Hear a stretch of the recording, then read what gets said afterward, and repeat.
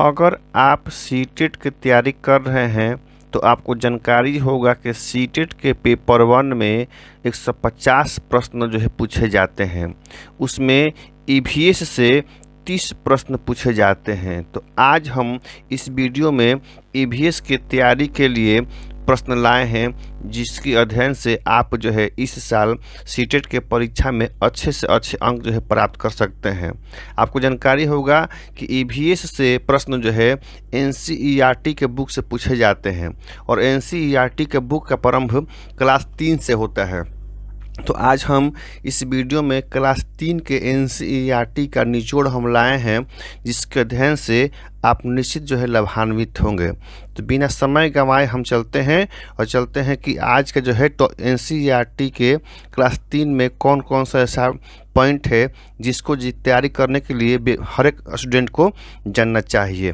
तो देखिए, सबसे पहले हम यहाँ पर पहला लिखा हुआ है कि चूहे की देखने की क्षमता कम होती है, पर सूंघने, छूने और टेस्ट करने की क्षमता बहुत ही अच्छी होती है। तो यहाँ पर एक स्पष्ट हो गया। अगर पूछ सकता है परीक्षा में कि किसकी देखने की क्षमता कम होती है और सूंघने छूने की क्षमता ज़्यादा होती है, तो वह हो जाएगा आपका चूहा।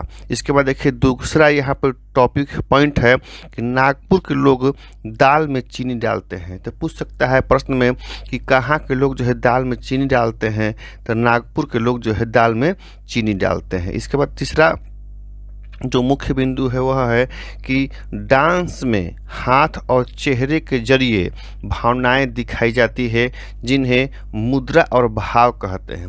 ये भी पूछ सकता है। और अगला है उल्लू के बारे में। यहाँ उल्लू के बारे में कहा गया है कि उल्लू अपनी गर्दन पीछे तक घुमा सकता है। तो यह भी एक बार पूछा भी जा चुका है कि कौन ऐसा पक्षी है जो अपने गर्दन पीछे की तरह घुमा सकता है, तो उसका सही जवाब होगा उल्लू। तो इस प्रकार जो क्वेश्चन जो है किसी भी रूप में पूछा जा सकता है। और अगला देखिए क्वेश्चन जो है यहाँ बढ़ा रहे हैं पक्षियों के। अगला क्वेश्चन देखिए यहाँ कि पक्षियों के पंख उन्हें उड़ने में मदद करते हैं और गर्माहट भी देते हैं। पक्षियों के पुराने पंख झड़ते रहते हैं और नए आते रहते हैं। तो यहाँ पे देखिए बहुत से प्रश्न बन रहे हैं पक्षी के बारे में। यहाँ पे कहा जा रहा है कि पक्षियों के पंख जो है उड़ने में तो मदद करते हैं, लेकिन ठंडे के दिनों में पंछी अपने पंख को सिकोड़ लेते हैं, जिससे वो ठंडे से बचे रहते हैं। साथ ही इसके बारे में, उनके पंखों के बारे में यह भी है कि पंछी के पंख जो है अस्थाई नहीं रहते हैं और वो जो है पुराने जो है झड़ते जाते हैं और नए पंख जो है उनमें आते रहते हैं। इसके बाद अगला जो पॉइंट है ब्रेल के बारे में। ब्रेल लिपि जो है जानते हो, इसका प्रयोग करते हैं। यहाँ पे देखिए स्पष्ट लिखा हुआ है कि ब्रेल लिपि एक मोटे कागज पर लिखी जाती है, जिसमें एक नुकीले चीज़ों से बिंदुओं को उभारा जाता है, यानी कि उसको छू कर जो है आप महसूस कर सकते हैं, देख तो नहीं सकते हैं। तो इस प्रकार लिखा है, ब्रेल लिपि एक मोटे कागज पर लिखी जाती है, जिसमें एक नुकीली चीज़ से बिंदुओं को उभारा जाता है। इसमें अगला है इसी बारे में कि ब्रेल लिपि में उभरे हुए बड़े बिंदुओं पर अंगुलियों के सहारे इसे पढ़ा जाता है, मतलब अंगुली से उसे छू छू कर पढ़ा जाता है। अगला है देखिए, ब्रेल लिखावट उन लोगों के लिए होती है जो आँखों से देख नहीं सकते हैं और उन्हीं बिंदुओं को छू कर के समझते हैं कि यह क्या लिखा हुआ है। तो जो व्यक्ति देख नहीं सकता आँख से, तो छू कर जो है उसको आसानी से समझ लेता है कि इसमें जो है क्या क्या जो है लिखा हुआ है। अगला देखिए ब्रेल के बारे में जो दिया हुआ है कि ब्रेल लिपि, देखिए ध्यान दीजिए कि ब्रेल लिपि देखिए ब्रेल लिपि लुइस ब्रेल जो कि फ्रांस के थे, उनके नाम पर इस लिपि का नाम रखा गया है। तो पूछा जा सकता है कि लुइस ब्रेल, इसमें 2-3 प्रश्न पूछे जा सकते हैं। पहला ये कि लुइस ब्रेल जो है, लुइस ब्रेल यह कौन है? तो इन्होंने नहीं ब्रेल लिपि का खोज किया था, आविष्कार किया था। और अगला प्रश्न पूछ सकता है कि यह कहाँ के निवासी हैं, जिन्होंने ब्रेल लिपि की जानकारी सबको दी और जिनका नाम जो है लुइस ब्रेल है, वो किस देश के निवासी थे? तो वह जो है फ्रांस के थे। लुइस ब्रेल जो है फ्रांस के थे। इसके बारे में अगला जानकारी है कि लुइस ब्रेल की 3 साल की उम्र में दुर्घटना में उनकी आंखों की रोशनी चली गई थी। 3 साल की उम्र में ही वह देखना बंद कर दिए थे और उन्होंने अपने अथक प्रयास से ब्रेल लिपि का जो है प्रारंभ किया। इसके आगे भी और बहुत सारा क्वेश्चन है इसमें, जो भी आगे हम बढ़ा रहे हैं। देखिए यहाँ स्पष्ट रूप से लिखा हुआ है,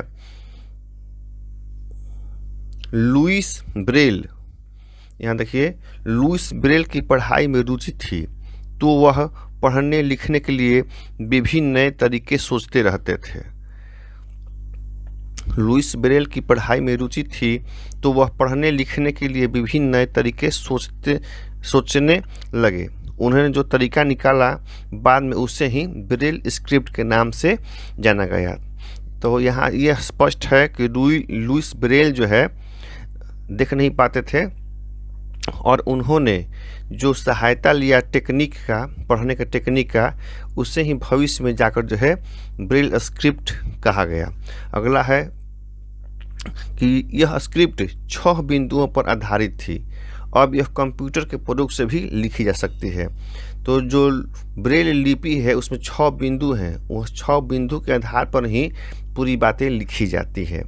और एक और बात है कि यह कार्य जो है अब कंप्यूटर से भी की जा सकते हैं, यानी कि ब्रेल लिपि जानने वाले उसको जो कंप्यूटर के माध्यम से भी हल कर सकते हैं। अगला है, अगर आप बच्चों को ब्रेल स्क्रिप्ट के बारे में बताएंगे और समझाएंगे तो वह उसे अच्छे से समझ पाएंगे। यानी कि जो बच्चों को दिखाई नहीं देता है तो उनको अगर ब्रेल लिपि बताते हैं तो उसको समझने में कोई समस्या जो है नहीं रहती है। जैसे और बच्चे होते हैं, पढ़ने लिखने में क ख ग बताया जाता है, वो समझ पाते हैं, उसी तरह अंधे व्यक्ति ब्रेल लिपि को भी बताने पर जो है आसानी से समझ जाते हैं। अगला देखिए, शुरुआत में, नीचे देखिए, शुरुआत में बर्तन पत्थर या चिकनी मिट्टी के बनाए जाते थे। यह एनसीईआरटी से सब लिखा हुआ है। शुरू में जो है बर्तन जो होते थे हम लोग को, वो पत्थर के होते थे या फिर चिकनी मिट्टी के बनाए जाते थे। तो यहाँ पे क्वेश्चन बन सकता है कि शुरुआत में मनुष्य जो है अपना बर्तन किससे बनाता था। तो क्वेश्चन का प्रारूप या रूप किसी प्रकार का हो सकता है। तो इसको ऑनलाइन हम यहाँ प्रस्तुत किए हैं कि कम से कम समय में आप अधिक से अधिक जो है प्रश्न हल कर सकें। अब इसके बाद देखिए जो क्वेश्चन है वहाँ कि श्रीनगर में प्रसिद्ध कहवा चाय बनाई जाती है। यहाँ पे देखिए स्पष्ट रूप से लिखा हुआ है, श्रीनगर में प्रसिद्ध कहवा चाय जो है बनाई जाती है। और उसके बाद है डल लेक श्रीनगर में है। डल झील जिसको हम लोग बोलते हैं डल लेक, यह कहाँ पे है? श्रीनगर में है। उसके बाद है शिकारा नाम की, ध्यान दीजिए, शिकारा नाम की नाव से टूरिस्ट डल लेक में एंजॉय करते हैं। तो जो डल झील में नाव चलती है उसका नाम जो है शिकारा है। इसके बाद है हाउस बोट। देखिए हाउस बोट श्रीनगर में पाई जाती है। तो यह भी पूछ सकता है कि हाउस बोट जो है कहाँ पाया जाता है, तो श्रीनगर में पाया जाता है। इसके बाद है पंछी कीड़ों को खाकर फलों को कीड़ों से बचाते हैं। तो जो पेड़ पे पक्षी जो कीड़ों खाते हैं तो उससे क्या होती है कि फलों की जो है रक्षा होती है। इसके बाद और देखिए बहुत सारा क्वेश्चन है, बज्जू नाम का गांव। ये देखिए बहुत अलग क्वेश्चन है, परीक्षा में पूछा लग सकता है कि बज्जू नामक गांव राजस्थान में है। तो यह पूछा जा सकता है कि बज्जू नामक गांव कहाँ है, तो यह जो है राजस्थान में है। मैप को समझाने के लिए सिंबल्स की समझ होनी चाहिए। तो मैप देखे होंगे, मैप में विभिन्न प्रकार के सिंबल दिया रहता है। तो जब तक आप सिंबल को नहीं समझेंगे कि किस चीज़ का सिंबल है, तब तक मैप को आप आसानी से नहीं समझ सकते हैं। तो इसमें इस लाइन में 2 क्वेश्चन बन रहा है।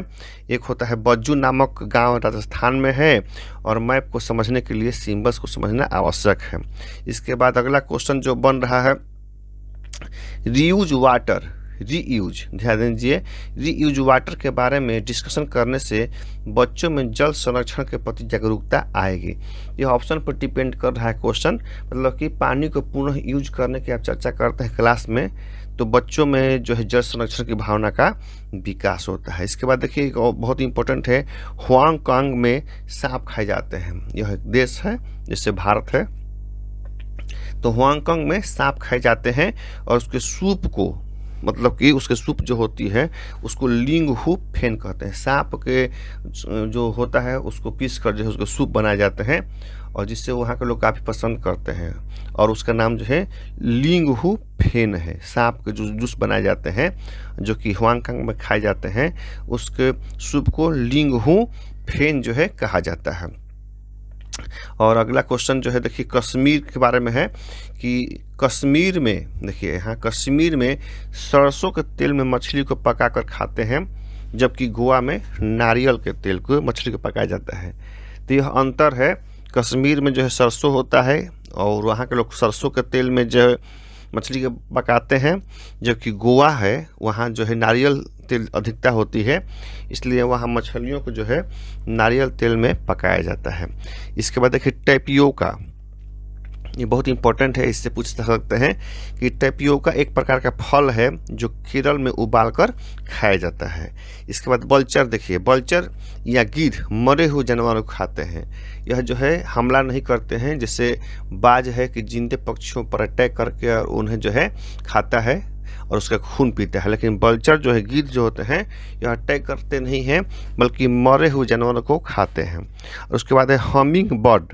देखिए हमिंग बर्ड की चोंच सुई की नोक जैसी होती है, और यह पूछ सकता है कि किस बर्ड के जो है चोंच जो है सुई की नोक जैसी होती है, तो हमिंग बर्ड की जो है चोंच सुई की नोक जैसी होती है।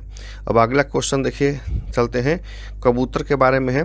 कबूतर की चोंच गुलाबी, कबूतर की चोंच जो है गुलाबी और पंख ग्रे रंग के होते हैं, और ये चितकाबर भी हो सकते हैं, व्हाइट भी हो सकते हैं, ब्लैक भी हो सकते हैं, लेकिन उनकी चोंच जो है गुलाबी होती है। अगला है असम में घर जमीन से 10 से 12 फुट ऊपर होते हैं और यह बांस से बनाए जाते हैं, और घर के अंदर भी लकड़ियों का प्रयोग होता है। तो यहाँ पे देखिए यह प्रश्न पूछा जा सकता है कि कहाँ पे घर जो है, किस स्टेट में घर जो है 10 से 12 फुट ऊपर बनाए जाते हैं और बांस के बनाए जाते हैं, तो उसका सही जवाब होगा असम। असम जो है वहाँ पे जो है घर पे जो है असम में जो है 10 से 12 फुट ऊपर जो है घर बनाए जाते हैं और वह बांस के होते हैं। और अगला प्रश्न है असम में घर की ऊंचाई पर बनाए जाने का कारण क्या है। तो यह है कि असम में भारी बारिश होती है, असम में भारी बारिश होती है जिसके कारण घर में पानी भरने की खतरा बना रहता है, और इसीलिए असम के घर जो है ऊंचाई पर 10 से 12 फुट ऊंचे जो है बनाए जाते हैं। और अगला क्वेश्चन है मनाली के बारे में। मनाली में पत्थर और लकड़ी दोनों से घर बनते हैं और यहाँ बारिश के साथ साथ बर्फ भी पड़ती है।